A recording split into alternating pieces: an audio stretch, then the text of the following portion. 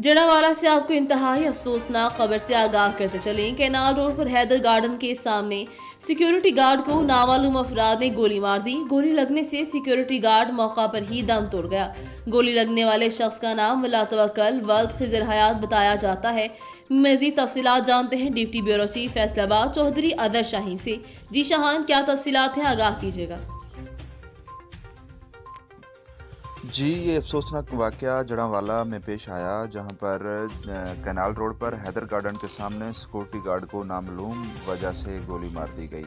गोली लगने वाले शख्स का नाम अल्लाह तवक्कल वालिद खिजर हयात, जिसकी उम्र 18 साल बताई जा रही है, जो कि 642 घापे का रैशी था।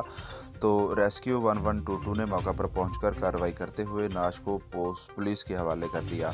पुलिस ने नाश को अपनी तहवील में लेकर कार्रवाई शुरू कर दी है। जी।